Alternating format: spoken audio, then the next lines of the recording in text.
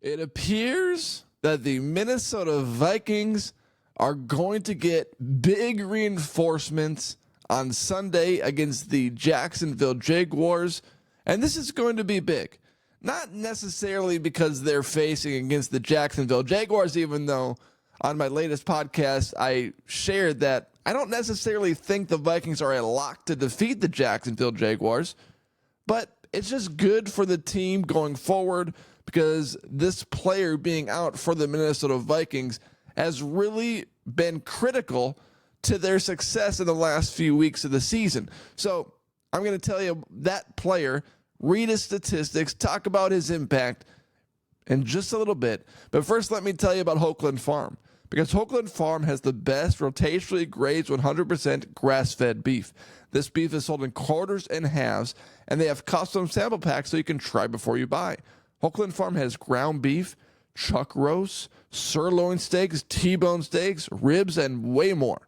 So contact Hoagland Farm today at 952-491-1541. My wife and I got Hoagland Farm beef for $4.15 a pound. You can't compare those prices to anywhere.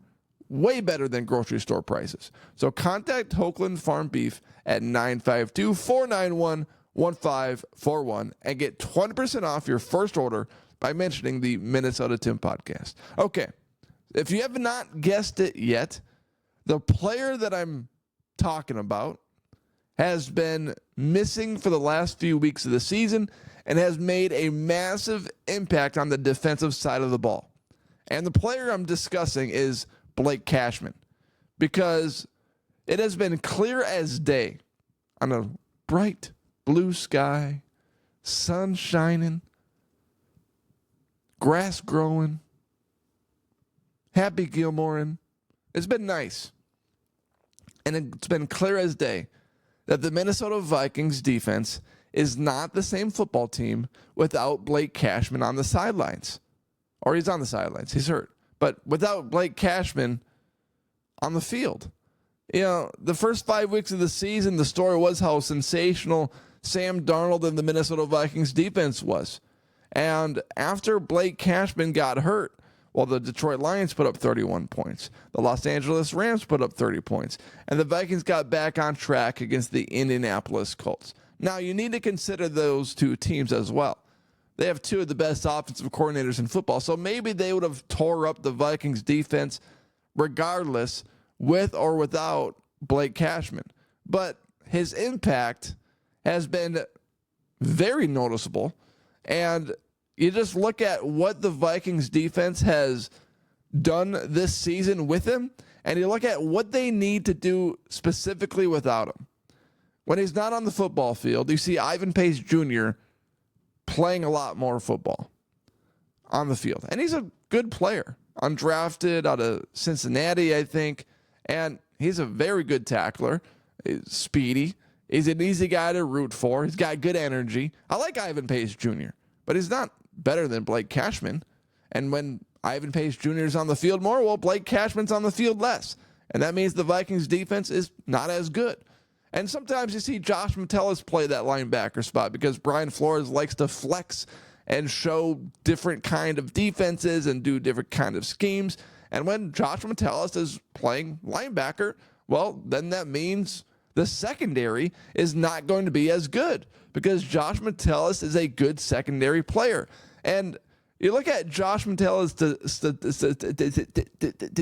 statistics so far this season, and he's easily having the best statistical season of his NFL career.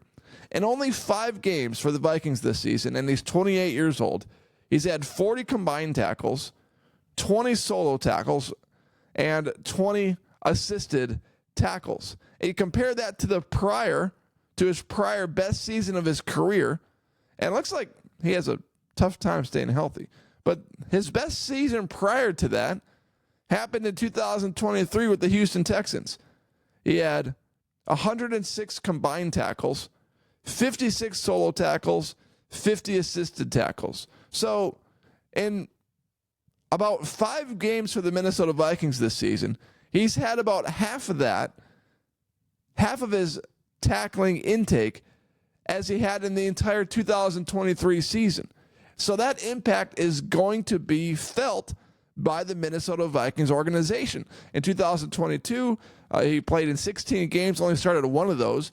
He had 26 combined tackles. In 2021, he only played in 3 games, started one of those. He had 3 combined tackles. In 2020, he played 4 games, started one of those games. He had 6 combined tackles. In his rookie season, he played 7 games, 5 starts, 40 combined tackles. So Blake Cashman is having easily the best season of his career if he can get back on the football field, because he has shown just how valuable he is to this Minnesota Vikings defense. Because without him, guys got to play out of position, guys got to play more, and you just don't want that to happen, especially when the Vikings defense has been rolling this year. And here's the practice report released by the Minnesota Vikings. Garrett Bradbury, not injury-related rest. Ivan Pace Jr. knee did not play. He is limited on Thursday. Andrew Van Ginkel, DNP on Wednesday, full participant on Thursday. He was a rest guy too. And Blake Cashman, he's got the turf toe. And you talk to anybody that knows what that means, and they talk about how severe it is and how big of a deal it is.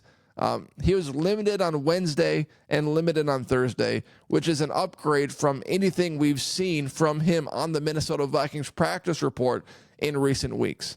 And other guys on the practice report: Josh Oliver, full participant; Theo Jackson, full participant; Gabe Murphy, who was a drafted defensive player by the Vikings. I think was he undrafted? Undrafted. I think he might have been undrafted, but he really showcased his talents in camp. He got injured earlier this year.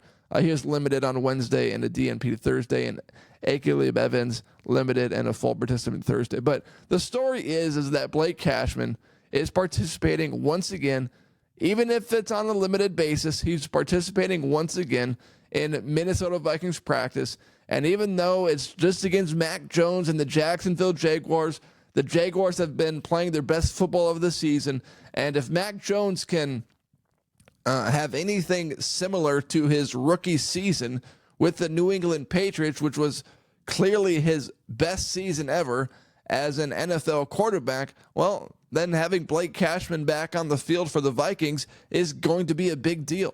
And it's going to be something that impacts whether or not the Vikings win or lose this football game, and it gives the Vikings easily a better chance to win this football game. So even though he's performing on a limited basis, maybe he won't be a full-time participant in the game on Sunday. You don't want him to re-aggravate it or re-injure it or whatever, but maybe he can come into the game on third downs. Maybe he can be a special down player, kind of like TJ Hawkinson was last week. All we heard about TJ Hawkinson was, oh, he's 100%, he's going to play, he's going to play, he's going to play. We saw a lot of TJ Hawkinson on the sideline. The touchdown that put the game away that Josh Oliver caught, TJ Hawkinson was standing on the sideline. So maybe he'll be back. Hopefully he's back, but maybe he'll be in a small role. Come in the game on like 3rd and 6, 3rd and 7, 3rd and 4. Maybe he'll be a special third down player for the Vikings so that, he stays healthy for the long term, because that's most important for the Vikings. I mean, you got to win this game, got to win next week against the Titans, but you want him for that stretch run against the Bears twice, against the Packers, and against the Lions once again too. So that's it for this podcast. Thank you for making this podcast part of your day, and thanks for going on the journey with me.